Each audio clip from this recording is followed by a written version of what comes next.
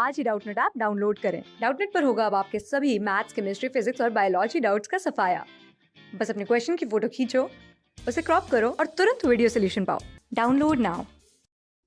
इस क्वेश्चन में हमें दिया गया है an aqueous solution of inorganic compounds X gives following reactions. With aqueous solution of barium chloride, a precipitate insoluble in dilute HCl is obtained. फिर हमें कहा गया है addition of excess Ki gives a brown precipitate which turns white on addition of excess of hypo solution. फिर हमें कहा गया है aqueous solution of K4 FeCN6 यानी कि हमारा potassium ferrocyanide, a brown colored precipitate is obtained. Identify X and give an equation for the reaction 1, 2 and 3 as observations. तो यहाँ पे सबसे पहले हमें दिया गया है कि जो हमारा aqueous solution of barium chloride है उसमें जो हमारा प्रेसिपिटेट है उसको डाइल्यूट HCl में हम डिसॉल्व नहीं कर सकते। तो ऐसा जो होता है हमारे सल्फेट आयन के साथ होता है।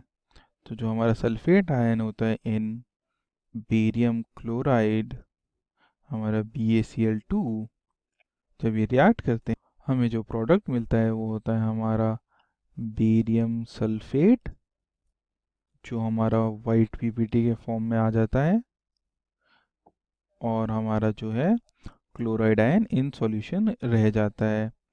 तो अब यहाँ पे हम देख सकते हैं बेरियम सल्फेट हमारा वाइट पीपीटी के तौर पे आ गया है।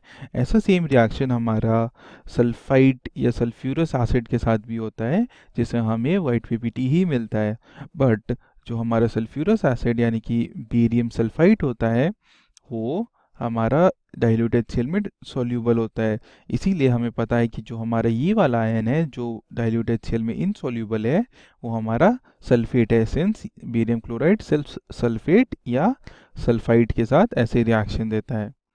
तो यहाँ पे फर्स्ट जो हमारा क्वेश्चन है उसका ये रिएक्शन है। अब सेकंड क्वेश्चन में हमें दिया गया है on addition of excess of Ki it gives a brown precipitate which turns white on addition of excess of hypo solution. तो हम यहाँ पे बताना है कि कौन सा हमारा कटायन है जब Ki के साथ रिएक्ट करता है तो हमें ब्राउन प्रेसिपिटेट देता है। तो जो हमारा कॉपर होता है वो इस केस को परफेक्टली फिट करता है। तो जो हमारा कॉपर है जब वो Ki के साथ रिएक्ट करता है तो वो हमें देता है CuI2 यानी कि कॉपर क्यूप्रिक आयोडाइड। तो जो हमारा क्यूप्रिक आयोडाइड है प्लस हमारे यहाँ पे पोटाशियम के आयंस होंगे। अब जो हमारा क्यूप्रिक आयोडाइड होता है वो एज हमारा ब्राउन प्रेसिपिटेट नीचे सेटल कर जाता है। तो जब हम हाइपो सॉल्यूशन डालते हैं एक्सेस, तो जो हमारा क्यूप्रिक आयोडाइड है ये हमारा अनस्टेबल होता है। इसकी वजह से ये हमारा जो है वो कन्वर्ट हो जाता है इनटू Cu2I2 में, प्लस हमारा आयोडीन का एक मॉलिक्यूल एज गैस इवॉल्व हो जाता है। तो जो हमारा Cu2I2 है ये हमारा वाइट इन कलर होता है, वेराज हमारा CuI2 ब्राउन इन कलर होता है। ऐसा इसलिए होता है क्योंकि जो हमारा Cu2 होता है वो डायामैग्नेटिक होता है, वेराज Cu जो है वो पैरामैग्नेटिक होता है। इसके पास एक अनपेयर्ड इलेक्ट्रॉन है इसलिए कलर दिखा सकता है, वेराज जो हमारा Cu2 है उसके पास एक भी अनपेयर्ड इलेक्ट्रॉन नहीं है। फिर जो हमारा यहाँ पे aqueous solution of potassium ferrocyanide है वो ब्राउन प्रीपिटी दे रहा है। तो ऐसा हमारा इसलिए होता है क्योंकि जो हमारा कॉपर होता है वो हमारा रिएक्ट करता है विथ K4 FeCN6।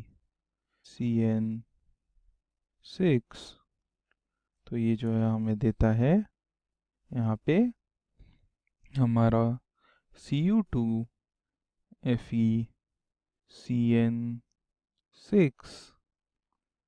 और जो हमारा K प्लस आयन है वो सॉल्यूशन में चला जाता है, और ये जो है ये हमारा ब्राउन पीपीटी के तौर पे सेटल डाउन हो जाता है। तो यहाँ पे अब आप देख सकते हैं कि हमारे तीनों रिएक्शन हमें मिल चुके हैं। तो जो हमारा इनऑर्गेनिक कंपाउंड X है वो होगा हमारा कॉपर सल्फेट, और ये हमारे इस क्वेश्चन का आंसर होगा। क्लास 6 से 12 से लेके नीट, IIT, जेई मेंस और एडवांस के लेवल तक 10 मिलियन से ज्यादा स्टूडेंट्स का भरोसा। आज ही डाउनलोड करें डाउटनेट ऐप या व्हाट्सएप कीजिए अपने डाउट्स 8400 400 400 पर।